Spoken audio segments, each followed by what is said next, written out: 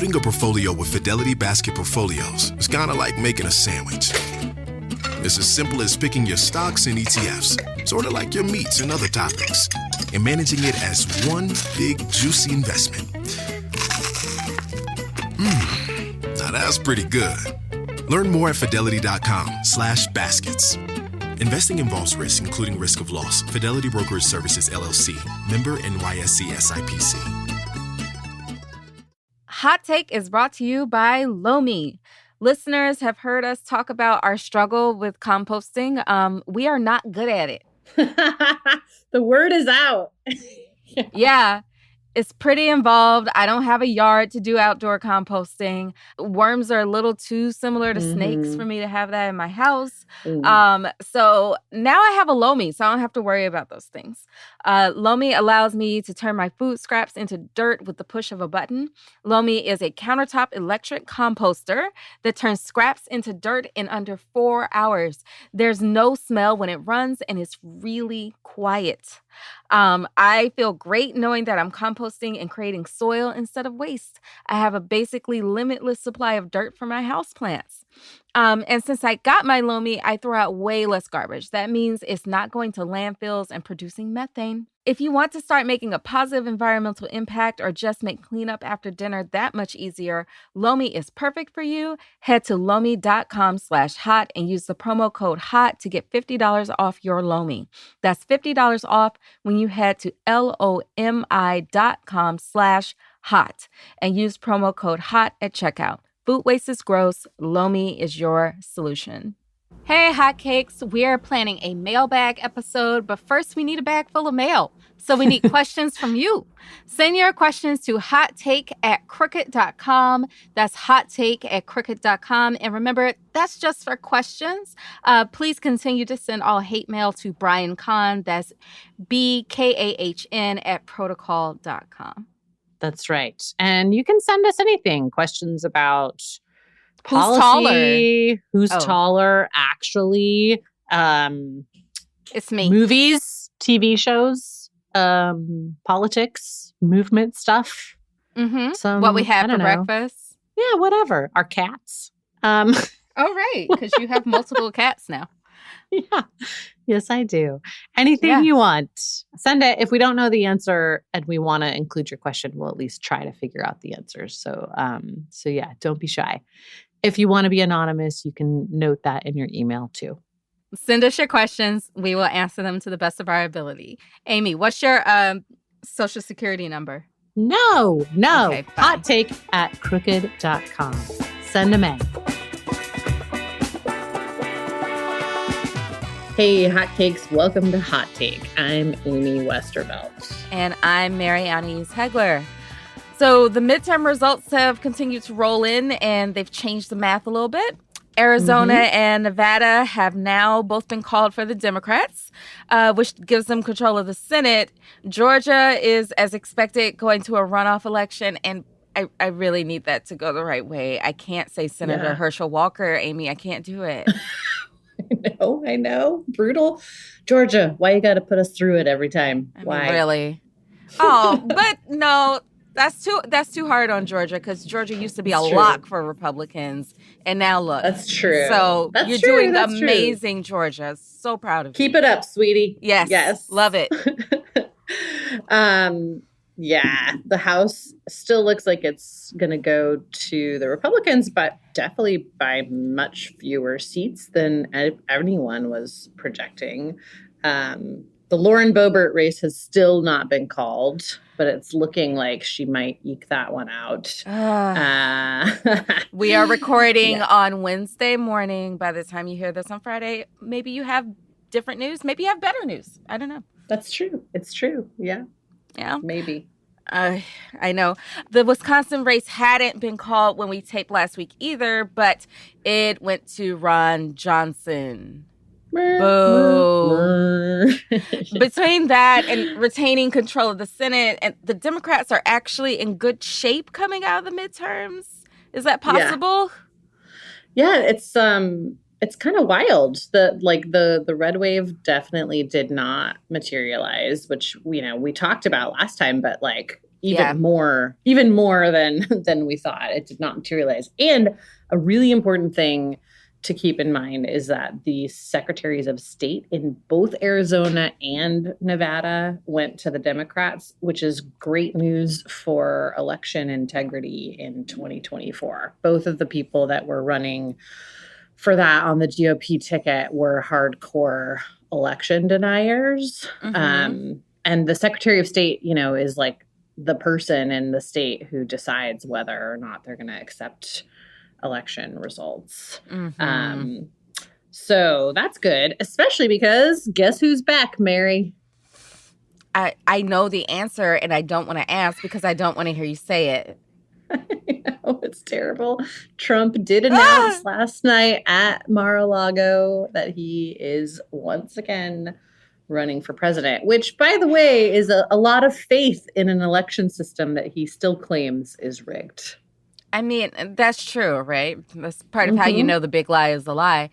I didn't watch the announcement. Did he come down a golden escalator again this time? I also did not watch it, but apparently the song Rocket Man was involved. We live on the dumbest place at the dumbest time.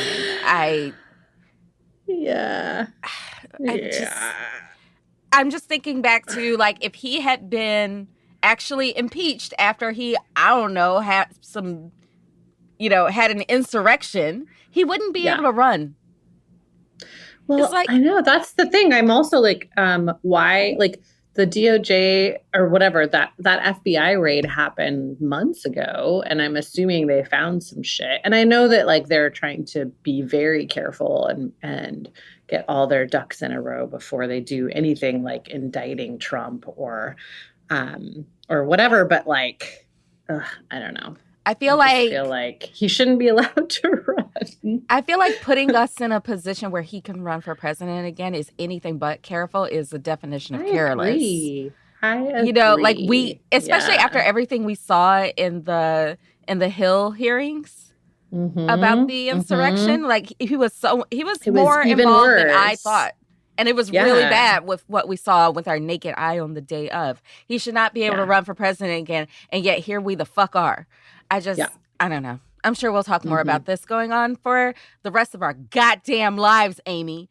So in other news, a lot of state legislators went to the Democrats too, and some important ballot initiatives passed too. So in New York, Proposition 1, the Clean Water, Clean Air, and Green Jobs Environmental Bond Act passed. Yeah. That authorized $4.2 billion for projects dealing with climate change resilience. In El Paso, Texas, they passed Prop C, helping to fund the city's climate action plan. Yeah. Wayne County, Michigan, the county Detroit is in, passed a big public transit measure by a landslide. Colorado passed a universal free lunch program for schools, and there were lots of others. So it'll be interesting to see what happens in the next couple of years. Yeah, I thought like those the El Paso Climate Action Plan funding and the Wayne County Public Transit funding seemed really, really like a big deal. Well, the New York funding too, like that's basically like a lot of money. New York's Green New Deal thing. You know? So but especially El Paso, Texas, like, passing funding for a full-on climate action plan, given how much Texas really just did not go the Dems' way in any other way during the election. Was interesting to see. The other thing that actually I thought was really interesting is in exit polls. So in the polls going into the election, everyone was saying climate is just not something people care about right now, right? It was like gas prices, inflation, blah, blah, blah. In the exit polls, climate was the number 2, tied with abortion. Wow. Wow. So wait. Yeah. And before crime. This is according to the AP poll. Yeah. So like, that's a pretty big deal. Well, as I learned from you, climate change is a crime. So technically. So,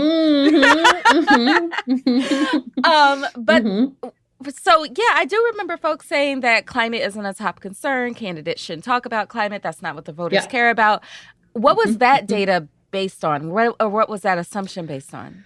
That was like early polling data again. But see, this is why I just feel like those things they're just not as reliable as they've been made out to be, right? I think seriously. How do you get the data? Like, you have to call, right? You have to call people and like, girl, I don't anybody know. answering the phone.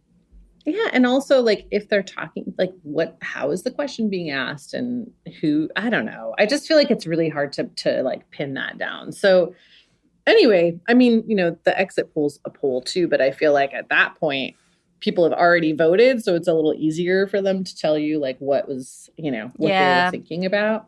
Plus, I think that's a big indicator of how big the Gen Z turnout was. Can I ask a dumb question? Aren't exit polls done like as you're walking out of your voting site? Yeah, usually. Yeah. Right. Mm-hmm. So you don't have to like get somebody to answer their phone. So when you actually talk to someone under 50. That's right. And they're already like they're there. They just voted. They've dedicated some time to voting. They're not, like it's sort of, so anyway, yeah, to me, I'm like, oh, this is very, very interesting. Mm-hmm. Yeah. Yeah. Anyway, the other thing that we're going to talk about today, we're going to spend the rest of the episode talking about is the other kind of developing story we mentioned last time, which is the 27th Conference of the Parties, or COP, happening in Egypt right now. Yeah, 27.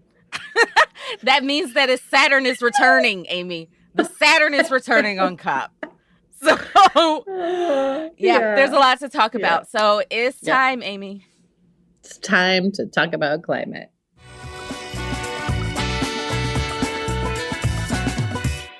Okay. All right. Let's get into it. Yeah, let's cover some basics. So COP stands for Conference of the Parties. Is the big international climate talks that happen every year in a different country. Like probably the most famous one is Paris. At this point, the one that took place in 2016. But it's been going on for quite a while. You've been following it for a while, so tell us some of the history. So the parties are the signatories to the United Nations Framework Convention on Climate Change. So that the UNFCCC was drafted and signed onto by a bunch of countries in 1992 in Rio at the Rio Earth Summit.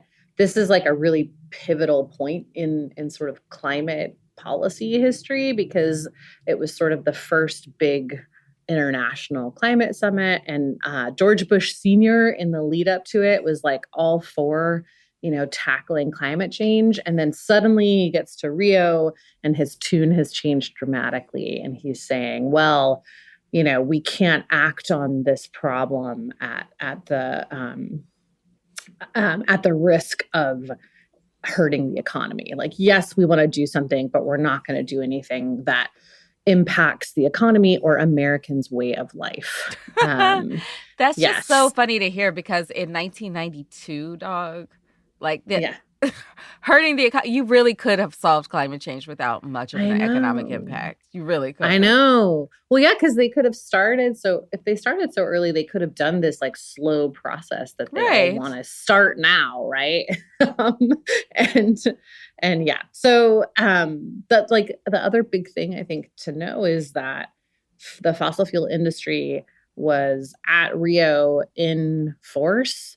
The Global Climate Coalition, which was this sort of trade group that brought together not just oil companies, but like automotive manufacturers, other kinds of manufacturing, pretty much everybody that would be impacted by regulation on emissions. And they were there, I mean, in pretty major numbers and very much like, kind of saw this coming and were very well prepared for it and got out in front of it, suggesting a lot of like voluntary actions by industry, and really made it into a business-friendly conference and a business-friendly framework. So, the UNFCCC is non-binding. It is all, kind of self self-regulating when it comes Mm-hmm. to industry and emissions and all of that stuff. And I feel like it's important for people to understand that like that was baked into this process from jump. That's Yeah. not a new thing. And Were they and it's also, again, like to me, I'm like, okay, the fossil fuel industry has had a quote unquote seat at the table for 30 years. And like, look where we're at. Surely it's time to kick them out. Yeah. So were fossil fuel companies sponsors of the first UN conference? Like, is there money involved between the two? No, they didn't really have sponsors at that one. It was like more of like a typical kind of heads of state meeting type thing. But the industry did have large delegations of people, and they were hosting like side events the whole way through. There's a guy that I've covered a bit named E. Bruce Harrison, who was like a legendary PR guy who really helped to kind of like craft the industry's approach to this, and really like is kind of, he's known as the father of greenwashing. What a distinction. I know. And he really more than anyone, I think, came up with this idea of like, of companies kind of doing, like being able to sort of announce initiatives that sound good, but aren't really doing much, Right. So he really was like, oh, well, if we talk about how we're all going to, voluntarily reduce the emissions associated with refining oil, then they'll get off our backs on any kind of like actual regulation. And it worked. So Mary, now, these have been going on for a long time. What was the first year that you remember kind of first tuning into this or like paying attention to it? First time I really paid attention was in 2015 with the big COP in Paris. They gave us the Paris Agreement. Technically, I'd heard of COP before that, but I didn't know it had a name because I was volunteering at this newspaper in Sky. An older journalist who's retired but still volunteered there had gone to COP and came back and was like, you guys are fucked. Your future is a wrap and blah, blah, blah. And I was just like, I can't handle this. I'm 22 and I sounds like there's nothing I can do about this. So I'm just going to move on. But yeah, by 2015, I was already, had been working in the environmental movement in earnest since 2014. And that was right around the time that I was learning that the earth had already warmed by a degree.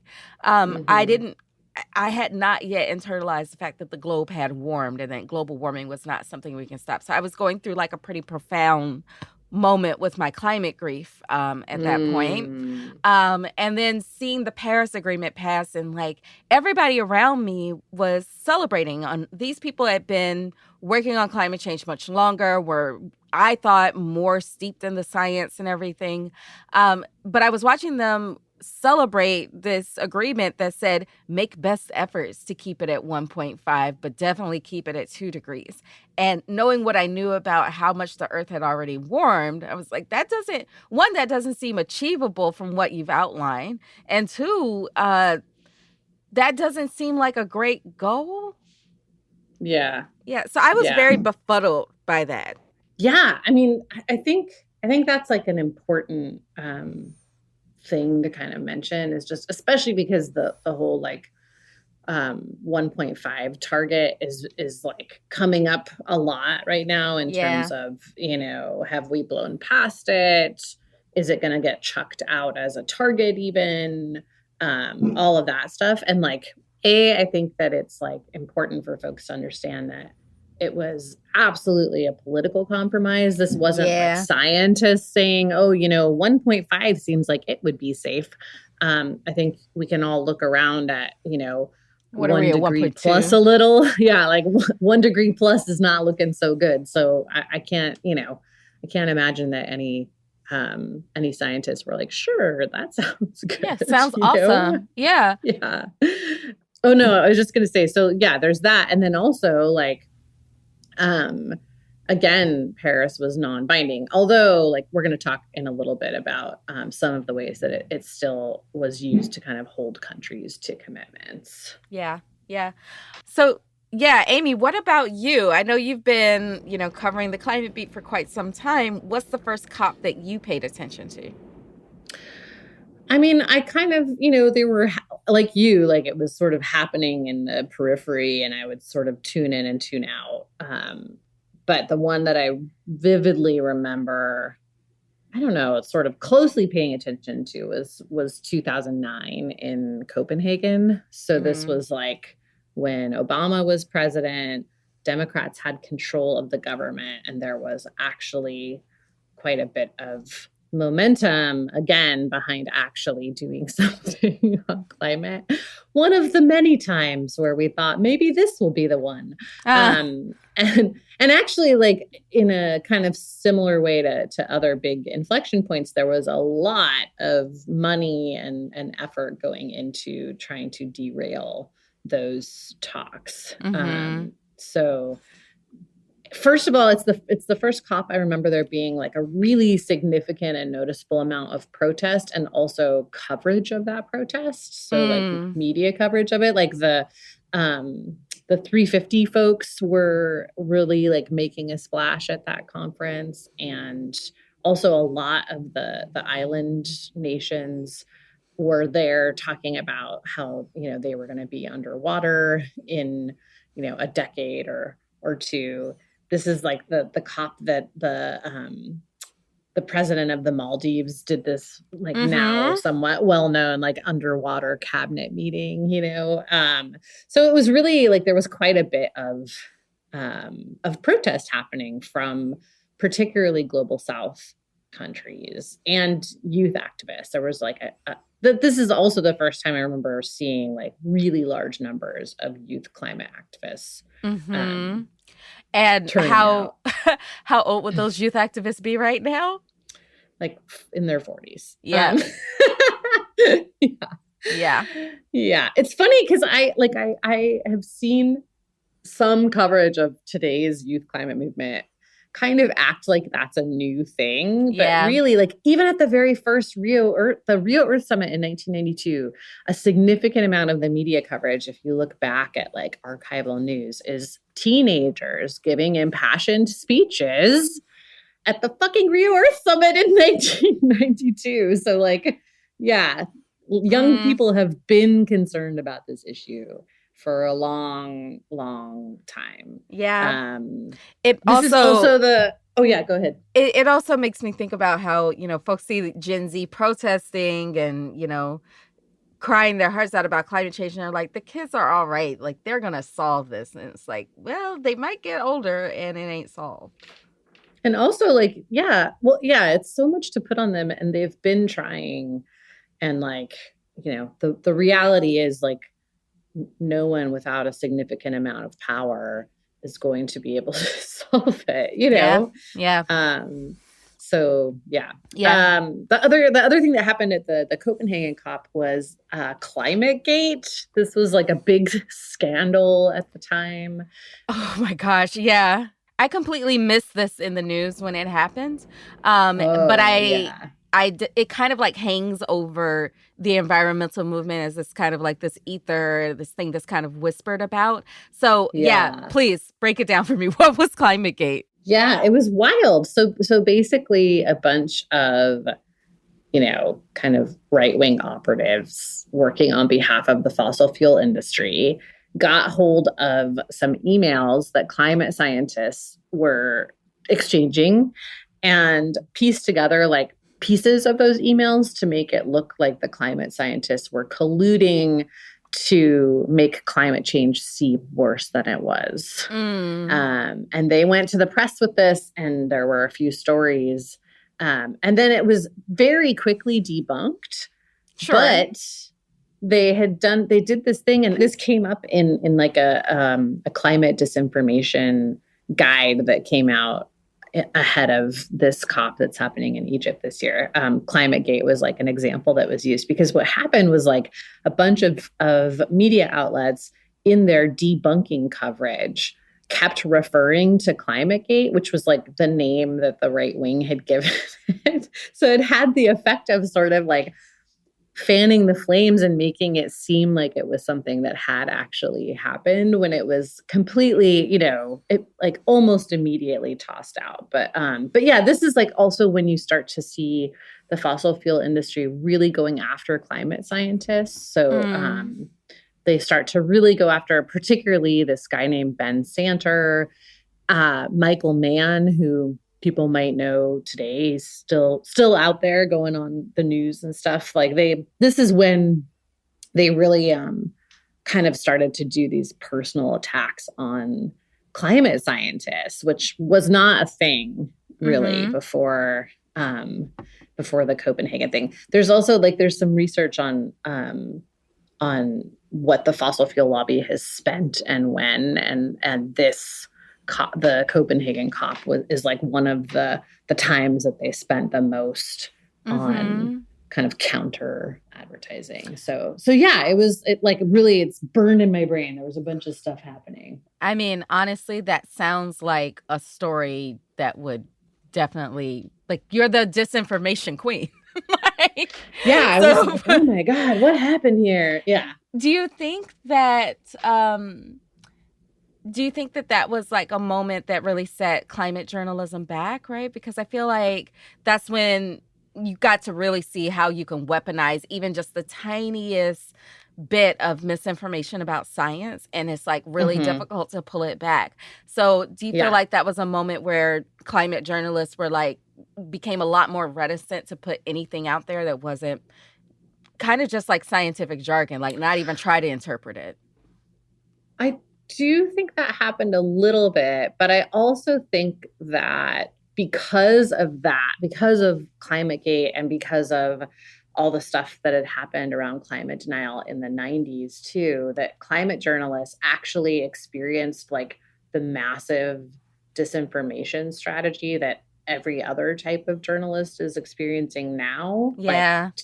10, 15 years early. Yeah. And it never stopped. It never stopped. So it's weird because it's like, yes, people were definitely sort of caught off guard by it then. Yeah. But I feel like it's made the climate journalists who are working today kind of a lot better at being more discerning about sources and, how to present things and a lot more like concerned about not accidentally spreading disinformation. Yeah. Yeah. So, yeah, I mean, I feel like actually it was a big moment for fact checking. Yeah. It was sort of like, oh, wow, like we really need to be much more careful about fact checking this stuff. But, it like, despite the fact that it was quite clownish and that it was almost immediately, revealed to be a complete farce, I think it had somewhat its desired effect. Like it definitely put a seed of doubt in people's minds about climate scientists and whether they can be trusted and whether they had agendas and whatever. So yeah, it was weird. So to our listeners, we're definitely going to get around to talking about the COP that's happening right now in Egypt, but we want to talk a little bit more about the history of COP. So let's talk about Kyoto. That was the last binding treaty, and the U.S. signed on, but then famously failed to ratify the treaty. What happened there, Amy? Yeah, this one really is like such a gut punch. So 37 industrialized nations, including the U.S. This was at the COP in 1997 in Kyoto, Japan. They came together, came up with this agreement, accepted that it was a binding target, and said, okay, between 2008 and 2012, we're going to reduce our emissions to 5% below 1990 levels. One thing to note is that even though the commitment was binding, there was no enforcement mechanism written into this treaty. So I mean, the UN does not have an army. Yeah, exactly. But it was binding, right? And then right after this, in the US, you had the Bush-Gore election. Right. So Clinton was the one who did Kyoto. That's right. And so you had at that point, Bush was the most oil-funded presidential candidate ever. Today, it's Trump. Trump has superseded him. Oh, wow. But yeah, you had Bush, but more importantly, you had his vice president, Cheney, who was like a longtime oil and gas guy. And they were absolutely determined to not let, like, it was sort of like, we cannot let Al Gore become president and like find a way to ratify this treaty. So the Republican Party was really like all hands on deck with that election. And big weird coincidence, who was running the RNC at that time? The wife of E. Bruce Harrison, the guy who crafted the whole like pro-corporate approach to international climate policy back in the 90s. So she was there. I'm sure he was there as well, right, helping out. And we have this very shaky election, that ends up being given to Bush, but only after like a lot of, debate about how votes were counted. And I don't know. I still look back on that and I'm like, oh man, what a moment in history, like, yeah. But anyway, so yeah, then Bush becomes president. One of the first things he does is, orchestrate to have a vote on Kyoto. And the idea is to not ratify it, which he's successful in doing. And now the U.S. is not a party to Kyoto, which actually has come back up in this year's COP because there are still various aspects to the Kyoto Protocol that the countries that signed on to it are doing. And one of them is something that the U.S. has started to do as well. And so the U.S. was trying to like get into the meetings about it. And they were told to beat it because they're not part of Kyoto. Well, and there's no way to go back and be part of Kyoto, is there? I don't think so. I mean, I guess that Congress could move to ratify that treaty now, but they missed the window. I mean, it was 2008 to 2012 that they would have been, trying to hit those targets. So it's kind of a moot point at this point. But again, it's like, God, imagine if they had actually done that. There's so many of these points throughout like the history of the COPs that are just sort of like near misses. Yeah, I feel like, acting on climate is like going to the dentist. The need to go doesn't get less with time. Like waiting makes it severely definitely gets worse. Like, yeah. You needed a filling, now you need a root canal. Oh shit, now you lost the tooth. Well, yeah. Yeah, exactly. Okay, yes. And we've already talked about the Paris Agreement that everybody's, talking about, and reminder, that's also not binding. So at this point, is COP just a nation state level PR conference? I mean, there is definitely an air of that. I'm not going to claim otherwise. Like it's bizarre. Like there's like a convention hall where all of the oil companies and related industries get to have like trade show booths and shit, it's bizarre. And like at this COP, you have Saudi Arabia just greenwashing its ass off. But I will say, like, even with Paris, we just talked about how it was non-binding. That is true. However, it has been used in court cases actually successfully to kind of force governments to do more. So there's a pretty well-known case called Urgenda that happened in the Netherlands. There's a case in France. There was one in Ireland. There's been quite a few where citizens have said, look, you signed on to this commitment and you're doing the opposite. Like you're actually funding more fossil fuel development, and you can't do that. And those arguments have been successful in court. So even though the agreement itself is non-binding, people still take it seriously when governments like sign on to an agreement or a pact or whatever. And it does have some implications for climate policy. The other big thing that happens at COP is a lot of discussion around finance. We're going to talk about that in a little more detail in a minute, but that also has a big impact. Like if there are decisions that are made at COP around, debt or funding climate adaptation or things like that, that sends a big signal to world markets around, what can and can't get funded. So those are like the two big things. I do not think that it needs to be this like weird trade show. I think that like the negotiators can meet in person and nobody else really needs to be there with the exception of maybe like protesters. Yeah, I was just going to say, I the biggest value I see of COP is creating an environment where activists and others from the global south and from vulnerable communities can directly confront the powerful.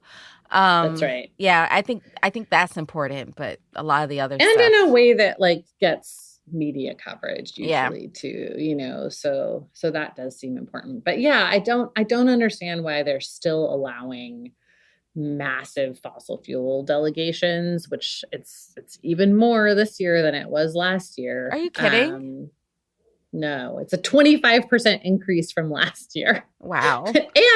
and that doesn't even include like it's actually probably much more because it doesn't include the delegates from oil states, state-run oil companies. It doesn't include anyone who's affiliated with the host country.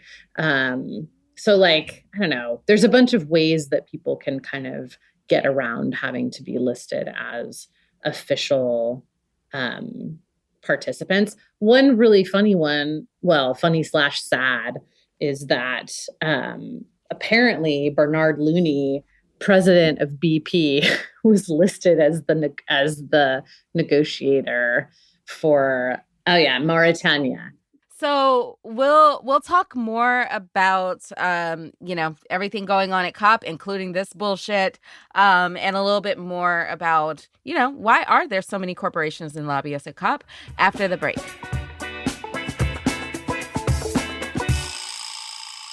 Hot Take is brought to you by Outerknown. Outerknown was founded by pro surfer Kelly Slater to make clothing sustainably. Sustainability is not something Outerknown takes lightly. It's literally why the company exists. Outerknown offers women's and men's clothes where style meets sustainability. Outerknown takes care of the planet by using organic, recycled, and regenerated materials. And they take care of the people who make their clothes by providing safe working conditions and a fair living wage. It has finally gotten cold here in New Orleans, and I mean like cold. It's been in like at night it'll get into the 40s. Oh wow! And you know how I am about being cold. I do. I don't like it. Not a fan. So I've been not a fan at all. So I've been wearing my Outerknown jackets, and one thing I love about them is that they have a lot of pockets, which came in really handy. When you're about to go to a parade or a second line or something and you don't want to be carrying around a bag with you. So that's awesome. Shout out to Outerknown for that. Yes. The other cool thing about Outerknown is that they will allow you to sell your clothes back and they sell used clothes that you can buy on their site. That is awesome. Fall is here, and Outerknown is the perfect place to update your wardrobe with their best-selling blanket shirt or any of their many sustainably sourced cashmere sweaters. Nice. Cashmere, Amy. Cashmere. I know, which is amazing because I feel like cashmere is one of those things that I like a lot, but I don't ever buy because it's usually extremely not sustainable. So it's cool that they found a way to do that, and that I'm presuming some people maybe even sell their sweaters back and you can get them secondhand. So awesome on both. Who knows? Fronts. Yes. The only way to find out is to go to outerknown.com today and enter the code HOT at checkout, and you'll get 25% off your full price order. That's outerknown.com, outerknown.com, and remember to use the code HOT at checkout for 25% off. Check them out today, outerknown.com, and don't forget to use promo code HOT for 25% off. That is, again, outerknown.com, and use the code HOT. This show is sponsored by BetterHelp. Listen, everyone needs therapy. The end. That's the end. I'm really serious. I cannot tell you how many times I hear someone talking about some problem with their life and I'm like, oh, maybe you should try therapy. Yeah. Yeah. And BetterHelp is a great way to do that, especially actually, I would say for people who are not super used to therapy and just want to like dip their toe in the water and see what it's like. This is a very low risk way to do that. You can find a therapist very quickly online. You can find all kinds of different specialties. You can try people out from all over. So that like amazingly opens up the whole pool of therapists available to you. And you can fire your therapist without ever telling them, which is probably something that most therapists would say is like terrible avoidance behavior. But I don't care. It's awkward as fuck. Yeah. Yeah.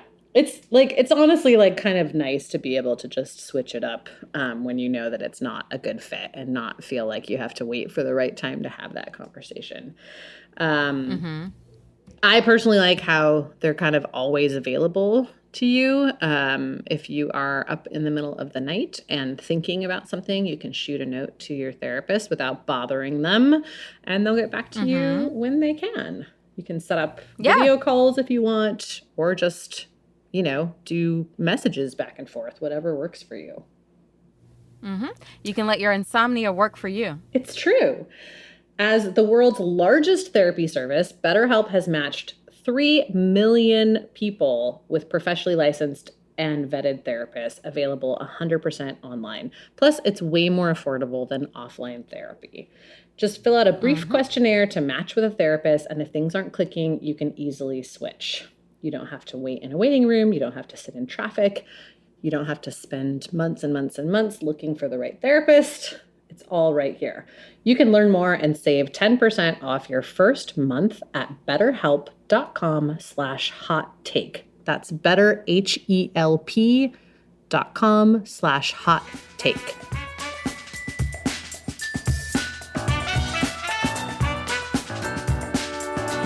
Okay, Amy, why are corporations and lobbyists such a big part of COP? Well, like I said before, they have been there since the beginning. So it's sort of like It's time immemorial.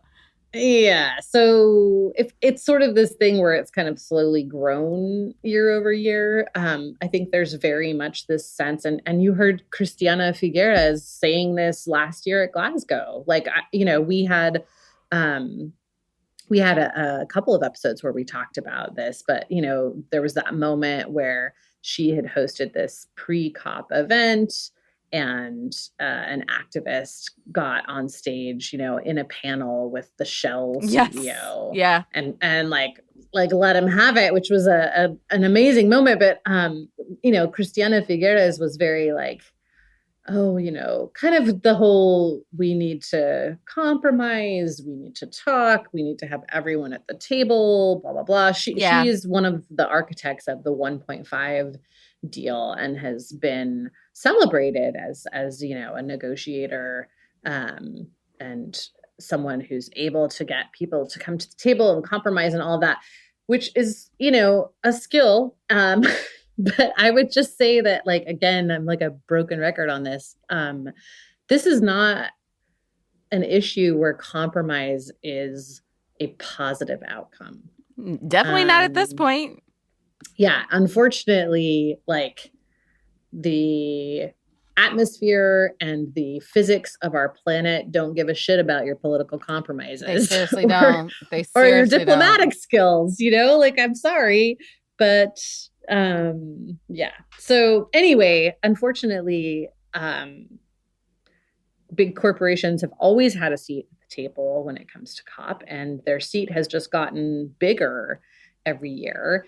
And it's going to require the UN saying no to that for them to stop growing their delegation. But I don't see that happening, especially when next year COP is being hosted by an oil state, the United Arab Emirates. So isn't Egypt also a petrostate? They have 5 state-owned oil companies. So yeah, there you go. The Ministry of Petroleum and Mineral Resources, under which 5 state-owned companies operate. So yeah. And apparently earlier this year, Egypt moved to increase its investments in state-owned oil So yeah, Egypt is also a petrostate. There we go. There we go.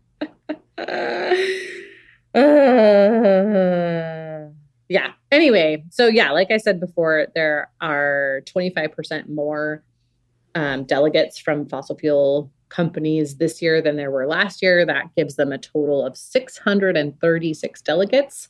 So just like last year, if the fossil fuel industry was a country, they would have by far the most delegates at COP Wow. than any other country.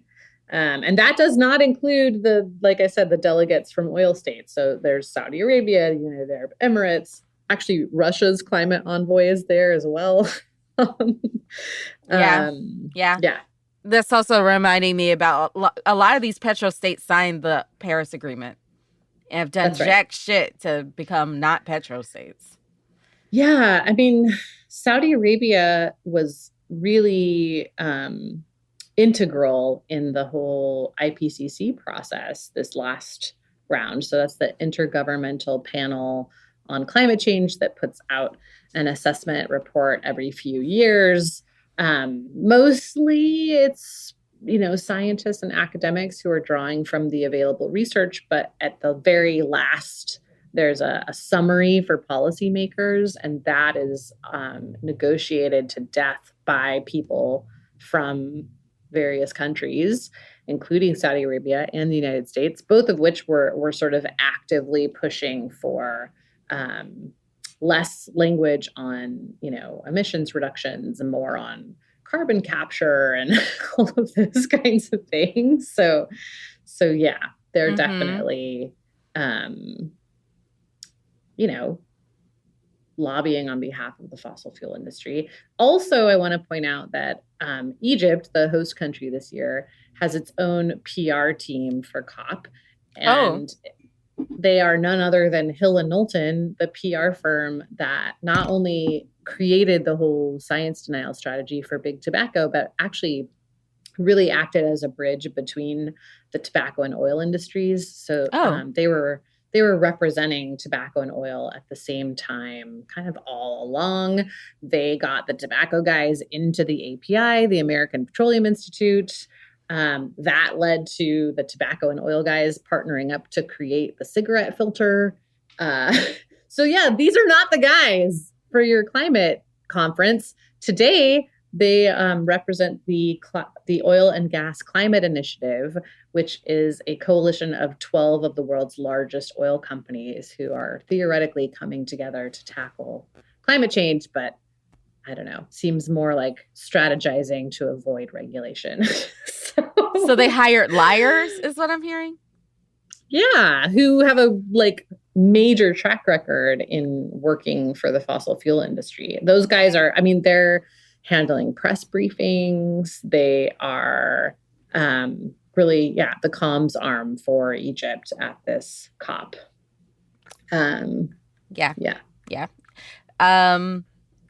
It shows how guilty you are and who you hire to represent you.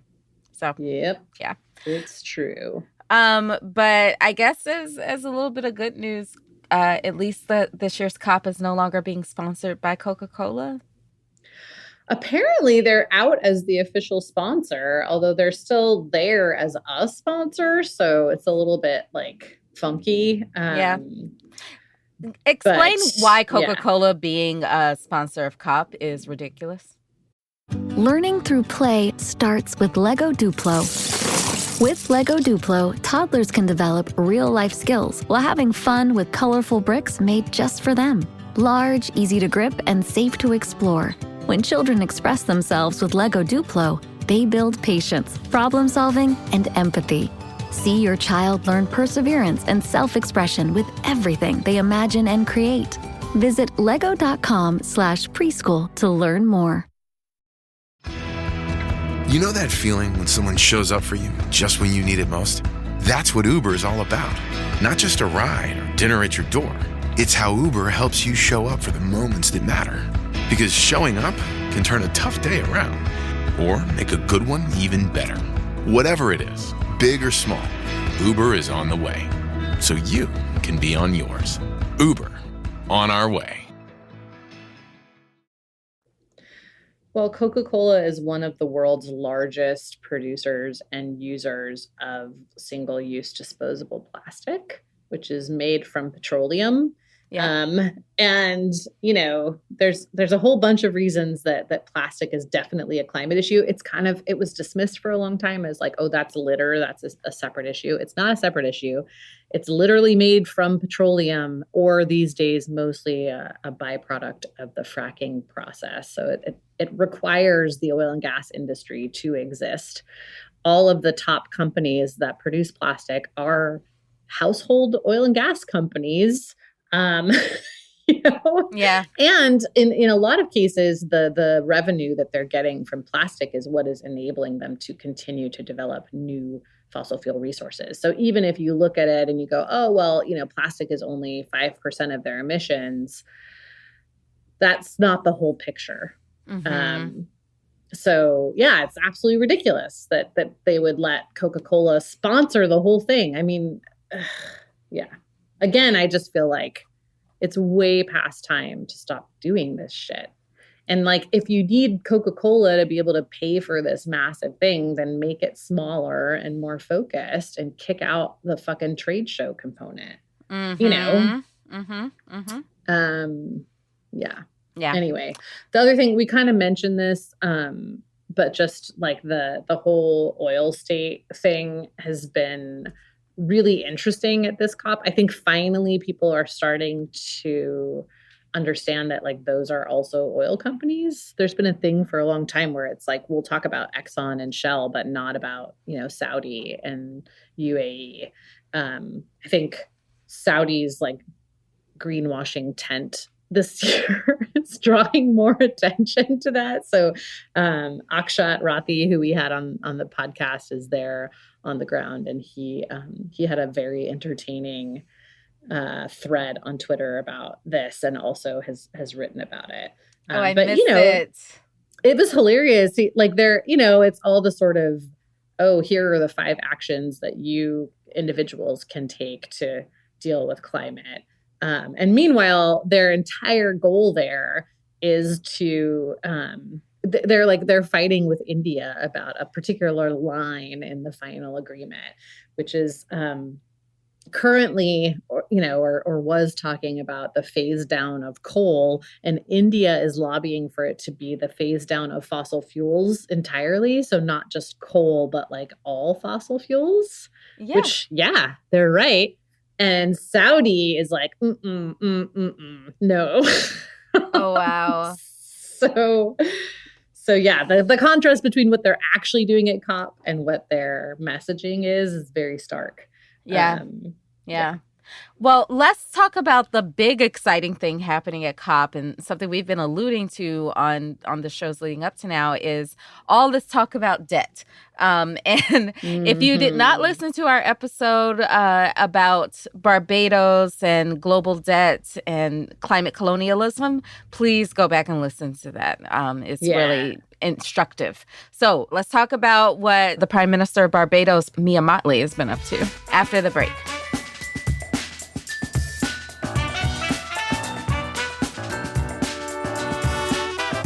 Hot Take is brought to you by Real Paper. Mary, you know by now that this is my favorite product. I know it's toilet paper. I do know that. I don't care. I love it. I think we all know, Amy. This is, again, like one of those things where, people talk about some of the individual choices you can make that can add up to a big difference. And I feel like toilet paper is just a no-brainer. Why would you buy something that's made from trees that we need as carbon sinks when you could buy real paper, which is made from sustainable bamboo, which grows like grass and can be cut and harvested without causing any harm at all.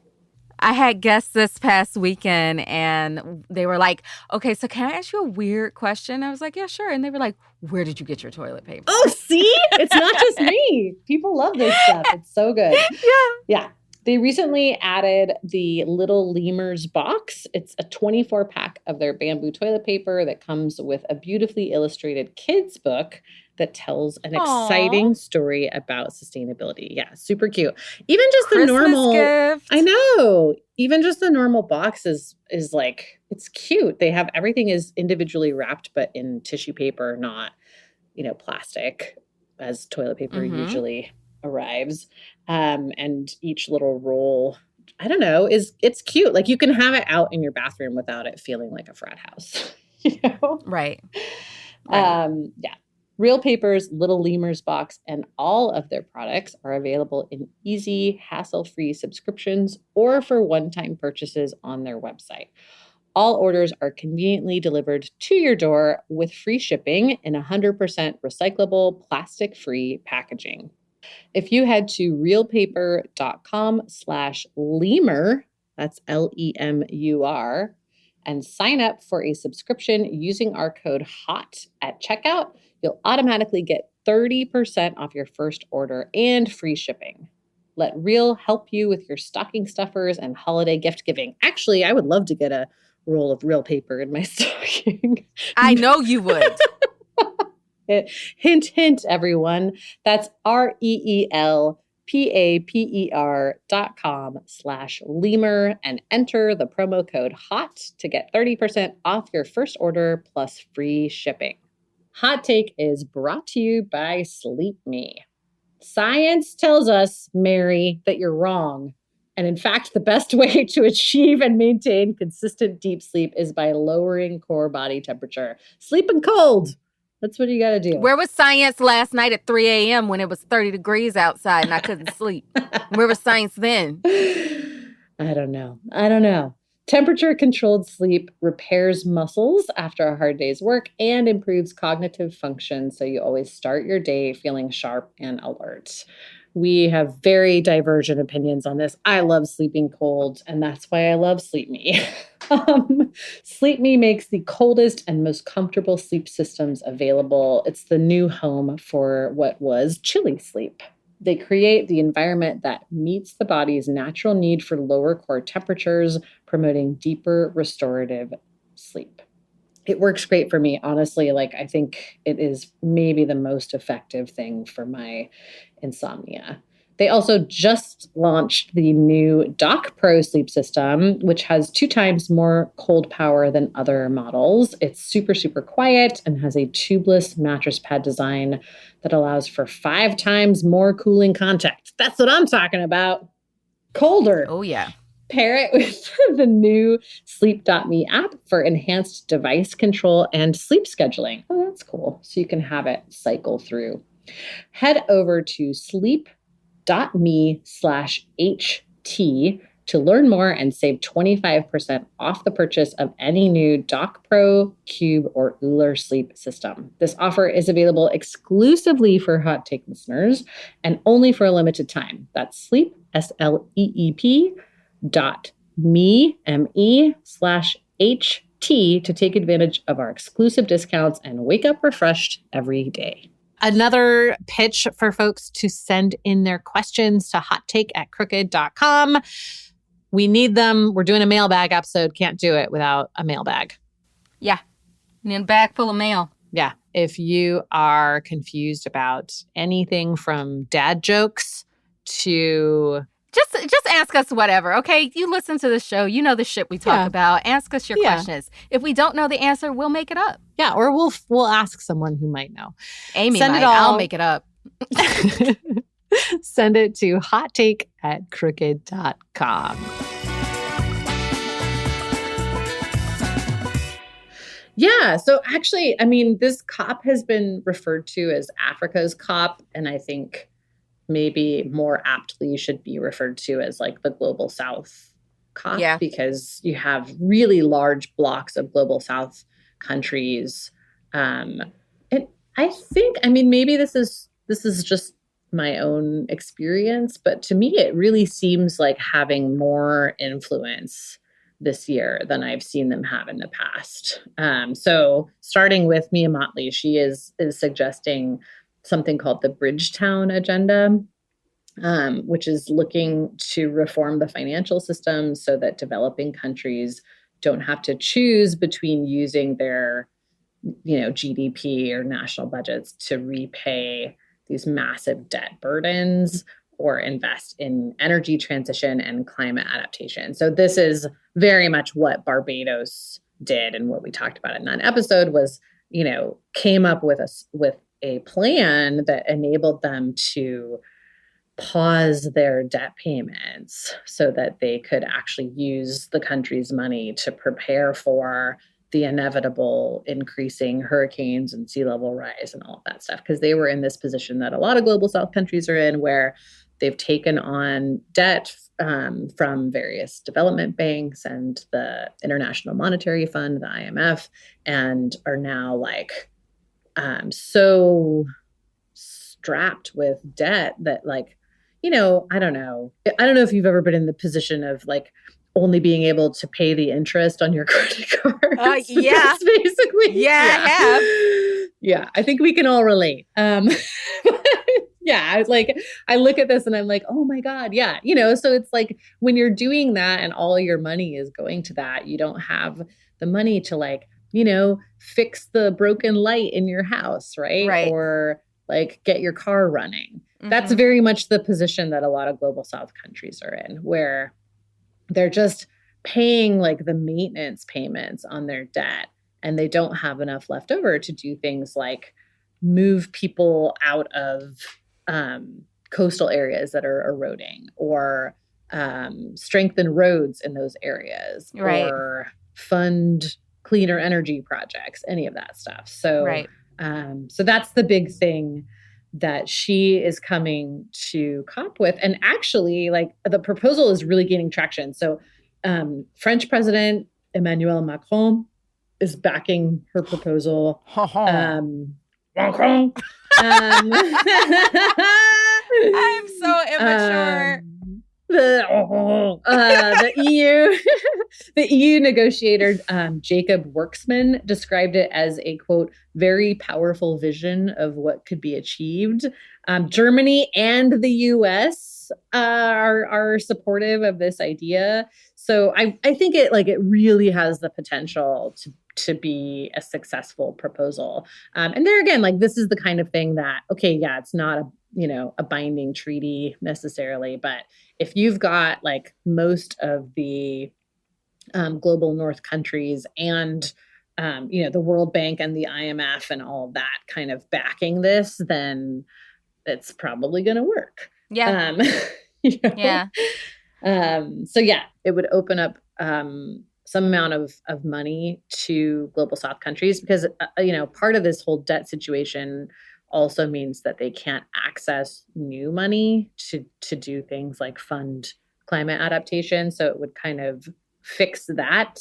It would increase the lending capacity of multilateral development banks. It would create a $500 billion fund that would potentially also have what are called special drawing rights. So it would enable global South countries to kind of access that in an emergency. And it comes with an automatic declaration of loss and damage funding when an event costs more than 5% of a country's GDP. That part is really huge because we're seeing that, right? Look at Pakistan. Yeah. Look at Nigeria. Look at Nigeria. We're already seeing those things happening. In Mia Motley's own neck of the woods, you've had entire islands get wiped out by hurricanes. Yeah. Entire economies be wiped out. So also she's proposing, this part I love the most, a levy on fossil fuel producers, which would kick in as prices fall to avoid the effects of fossil fuel price crisis and increases for citizens in these countries. So wait, I don't know what a levy is.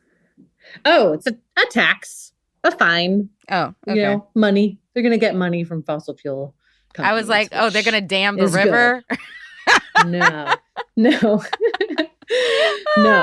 So yeah, so that's all really, really good. There's a couple of other things that kind of groups of global South countries are doing at COP. There are a few countries that are proposing climate prosperity plans. So Bangladesh, Ghana, the Maldives, and Sri Lanka are proposing these plans that are basically, looking for investors in green energy transition, clean tech, all of that kind of stuff.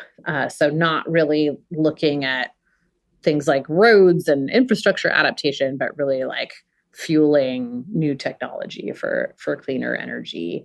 And then South Africa has put forth what it calls a just energy transition partnership. So this is like, okay, how can we maybe, This episode is brought to you by Nespresso and Samra Origins by the Weekend Coffee Collection. Introducing Samra Origins. My collaboration with Nespresso is a connection to my roots, to my mother, Samra. Coffee that hits the right notes. It transports you. Crafted with unique notes and bold, soaring flavors. Experience a taste that moves you. Nespresso and Samra Origins. Discover more at Nespresso.com. My cat Freddie loves to be brushed and cuddled. But stirring up his cat allergens meant sneezing and itchy eyes. Then I found Purina One Live Clear. It's cat food that reduced the major allergen and my suffering in as little as 21 days. Now, we feel closer than ever. If you have issues with cat allergens, you really need to try Purina One Live Clear. Try new Purina One Live Clear today. Purina One, a difference from day one. Again, like this is a little bit like, as we wait for everyone to figure out this whole loss and damages question, like, can we pair specific countries together to help each other out? Can we go, country to country and say, okay, you, France and Germany, are going to lend us, South Africa, money to adapt to climate change. So that kind of thing is starting to happen a little bit, which is very interesting too. The other big thing that is being talked about right now is what's called a global shield against climate risk. So this is it's basically like a large insurance policy. And it would basically get money in from more developed countries to help when there are really large disasters. So money that can quickly be deployed when something like the Pakistan or Nigerian flooding happens. And it already has pledges from Germany, France, Ireland, Denmark, the US, and Canada. And it has its first recipients already, which will be Bangladesh, Costa Rica, Fiji, Ghana, Pakistan, the Philippines, and Senegal. So this is great.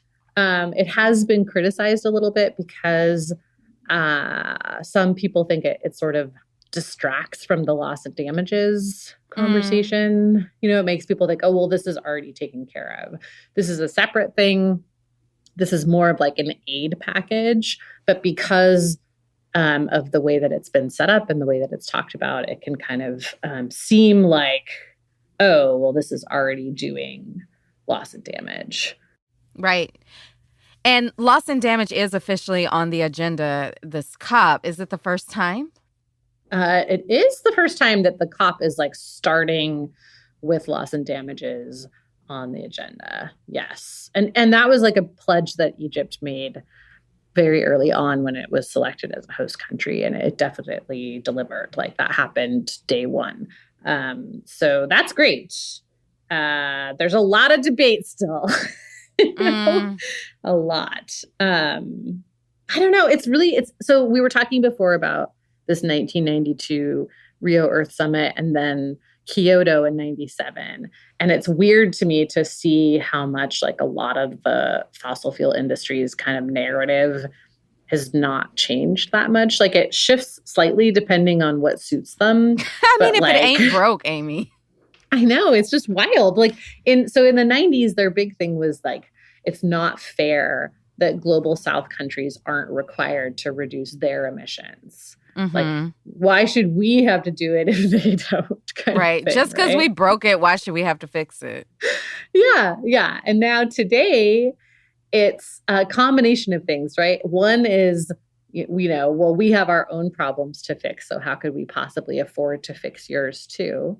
And the other is, it's unfair to not allow global South countries the miracle of, fast development via quote unquote cheap fossil fuel energy. So they're advocating for delaying the timeline for global South countries to have to comply with emissions reductions too. So it's weird. It's like they're making actually almost the exact opposite argument now that they made in the 90s, because now it benefits them to have global South countries hooked on fossil fuels, especially on fossil fuel development, which is another big thing that has come up in this COP, because not all global South countries are the same, right? They're not a monolith. And some of them are also oil countries. Right. And like that complicates Egypt. Things. Like Egypt, like Nigeria. Is Nigeria an oil state, though? It's a major oil producing country. It's a major oil exploited company. Like, it's not. Well, that's the thing. I think that's the really important thing. So actually, like the president of Nigeria, Muhammadu Buhari, wrote this op-ed in the Washington Post that I thought was really interesting, because he was trying to make this argument like, don't tell Africans that they can't use their own resources. But Nigeria is not using that oil. It's being extracted by U.S. and European oil companies and then exported elsewhere. Right. So they don't have a state-owned oil company like the UAE. It's not or like Russia. Yeah, exactly. Like, it's not like just a self-sufficient oil and gas system. Like, if that's what what we're talking about, like allowing global South countries with fossil fuel reserves to use those fossil fuel reserves themselves until they're able to transition, that's a different conversation than we need to allow these countries to sell their oil to privately owned oil companies, which theoretically, like, it's always painted as, oh, that's going to give them wealth, that's going to lead to development. And that is actually what the Nigerian president is arguing for. He's like, well, we should be able to continue to benefit financially from this situation. But I don't know, if you talk to a lot of citizens in Nigeria, they're not feeling like they're benefiting financially from this. No. It's always sold as like, oh, when oil comes to town, everybody gets rich. But that's just not true. When oil comes to town, a small handful of people get very rich and everybody else gets cancer. Right. Right. Like, and also, reminder that Nigeria is still underwater. Nigeria is still flooded. So, That's right. But then it's really, really interesting because he, has made this very impassioned plea for loss and damages where he's saying, don't tell us when we're only responsible for, a few percent of emissions. And even if, even if our share even if we used all of our natural gas, our share of emissions would only rise from 3% to 3.5%. Like, we're not the problem, yada, yada, which is true. But like, there's this other component to it that's kind of like, being ignored. So to me, I'm like, this is the really thorny question, because in, the history of oil and gas exploitation is one of like American and European countries going in to countries and extracting their oil and then being sort of kicked out in waves over history and then let back in. It's like countries will nationalize their oil, kick the private companies out, and then decide that they want the additional money that comes from letting private companies handle it and let them back in. So, Yikes. Yeah, it's like, we can't it's not straightforward, and it's definitely very, very messy. My answer is always like, well, if you want fossil fuel money, how about we just take it from the fossil fuel companies to fund loss and damages? I feel like that's a pretty solid solution, quite honestly. And because again, like we were saying, before about that, like the planet, the atmosphere doesn't care about your compromises. Unfortunately, like that holds true here too. Like, no more new fossil fuel development means no more new fossil fuel development. And it doesn't matter where it is. Mm-hmm. And unfortunately, it doesn't matter whether that's like, quote unquote, fair or not. I had someone in Guyana actually counter this to me, where she said, I don't get this idea that because you guys made a giant mistake, we should get to make that same mistake, even though we know it's a mistake. Yeah. Like, I don't understand why people are arguing for that. But there are a significant number of people who are arguing for that. I mean, I think it's like an easy role to take. And it's also just like hella insulting to have the people who wreck the world tell you what to do. And like, totally. And especially when you've been in this position of watching the world get rich off of your resources. And then that very rich world tells you that now that your resources are under your own control, you can't benefit from them. You can't profit from them. Like, that is a morally bankrupt argument. And it also makes me think about, right. And it also makes me think about, these countries being in so much debt when it's their wealth that the global north has gotten rich off of. So like, that's right. Exactly. Right. So these are actually very rich countries when it comes to like minerals and also cough people, right? Like they've had their literal bodies extracted from. And now like they're being saddled with all of this debt and being like positioned as like, oh, they don't want to pay what they owe. Why the fuck do they owe you anything? If anything, they are owed. That's right. Yeah, that's exactly right.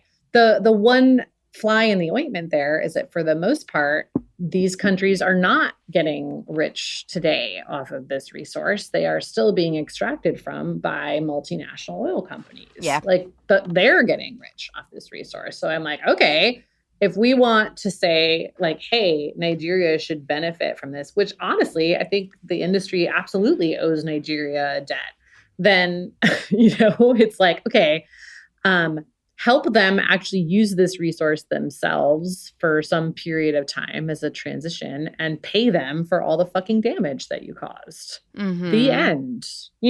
Like, I don't think it's Nigeria's responsibility to solve that. I think it is the companies that have benefited from the status quo for the last 100 years. Mm-hmm. And the governments that have like propped them up and also benefited from that. So... yeah. Okay. So the goal of COP every year is to generate an agreement amongst countries, a non-binding agreement, but still an agreement about how the world is going to move forward on climate. And there has been a lot of talk about previously agreed upon targets being weakened, mostly, in the wake of the Russia-Ukraine war and rising gas prices and also rising energy demand and all of these things coming out of this COP. So we'll be keeping an eye on what's happening in those negotiations and kind of like who's arguing for what and where it all nets out. But we won't have that for at least another week. So, we'll see what happens. This week definitely seems to be more heavy on the loss and damages front. So, and I just want to mention too, by the way, that like all of the global north countries agreed 10 years ago to loss and damages at a COP. Like, they did now.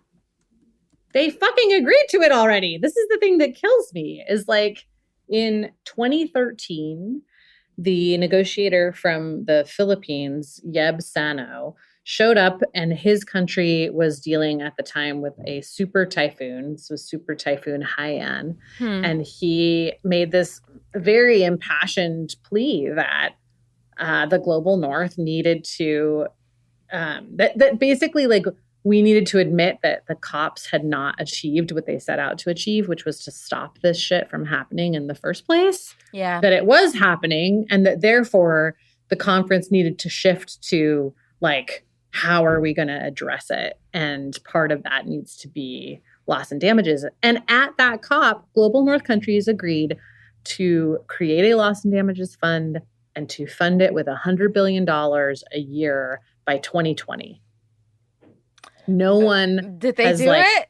No, they did not do it. They did not do it. That's why we're still talking about it. I mean, that's the thing that pisses me off is like people act like this is some new radical idea when actually y'all already agreed to it in 2013. That was 10 years ago almost. Come on. Mm-hmm.